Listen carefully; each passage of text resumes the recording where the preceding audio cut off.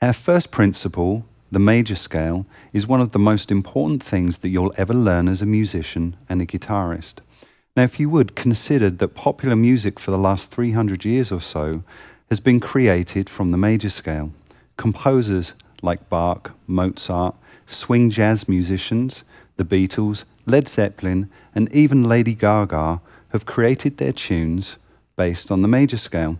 And pretty much any artist out there has created music and performed it from the major scale at one point or another. Now, the details involved there are the fact that our dyads, our two-note chords, triads, seventh chords, extensions, and even slash chords are created directly from the major scale. And that means that our chord progressions as well are derived from the major scale. Now, to take that even further, all of our arpeggios, our chord arpeggios, can be found in the major scale. Even better still, we have our major pentatonics and our minor pentatonics found within those scales too.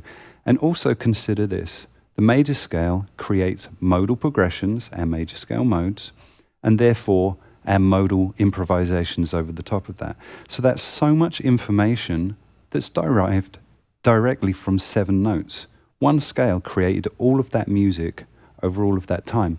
So it's so important to us to understand it, and it's going to be very powerful for you. So let's learn a shape on the fingerboard. I'm going to fill in some of the theory behind that too. And of course, further on down the course, we're going to give you all of the vocabulary, and I've given you all the text, all of the charts, and all the diagrams that you're going to need to get any of these shapes under your fingers too.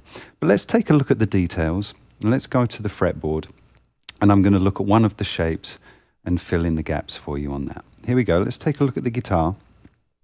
And we're going to be working in the key of G, all right? And G is a great key for us guitar players, lots of open strings as well. So anyway, let's look at our first form. And I'm keeping the first form within 4 frets. I'm not going to do a 3 notes per string scale shape yet with you. So here's the scale shape. I'm going to show you that on the guitar.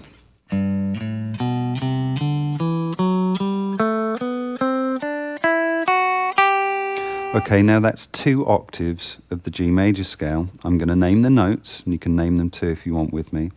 G, A, B, C, D, E, F sharp, G. So we only have 1 sharp in the scale of G, so G has a key signature of 1 sharp.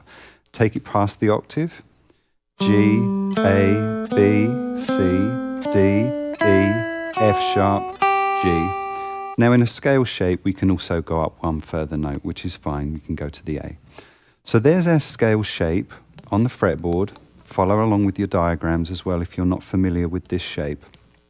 And we will be looking at the other forms, so don't worry about that. I just want to give you the information now. Now let's talk about intervals. Now an interval is the distance in pitch between 2 tones. Now the distance in pitch between G and A is a whole tone, and that's known as a perfect second, okay, or a major second. Now we can go up to the third, and that's going to be a major third from the root note G. So G up to B is a major third, all right? So remember these as interval names.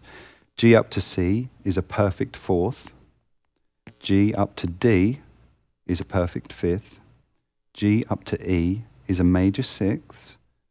G up to F sharp is a major 7th. And G up to G is a perfect octave or an octave, all right? Once we go past the octave, we've got our other intervals, which are extensions, okay, 9ths, 13ths, etc. And we'll get into that later. Anyway, so we've got our intervals, we've got our scale. Now, how is that scale built? Now, there's a formula that builds this scale. And that formula is whole, whole, half, whole, whole, whole, half, all right? Now, that whole means 2 frets on your guitar. It basically means a semitone and another semitone. So you've got, that would be a whole tone, okay? Now, let's go through that interval formula along the linear length of a string so you can see that physically instead of seeing it across the fretboard. We're going to move up the fretboard to show you that. Just want you to have all this information under your fingers.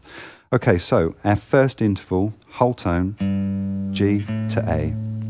Then we have another whole tone interval, A to B, all right? So whole, whole. Now the next interval is a half, B, C.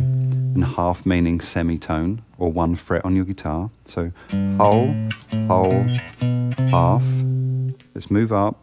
C up to D, whole, D up to E, whole, E up to F sharp, whole, F sharp to G, half.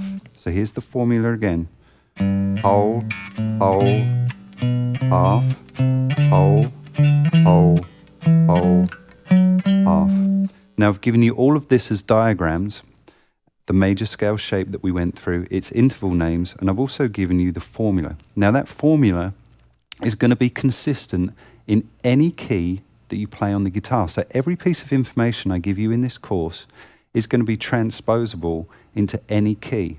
All right, so bear that in mind. Everything I show you, you don't have to learn 12 times or 15 times for all the keys. You only have to learn it once and then transpose that and move it on the guitar. Okay, very cool. So your assignment, guys, go through the charts and the diagrams, have a clear understanding of what I've just shown you in that information on the fretboard about the G major scale. Now we're going to fill in and look at our chords and how we harmonize the major scale to get our harmony and our chords.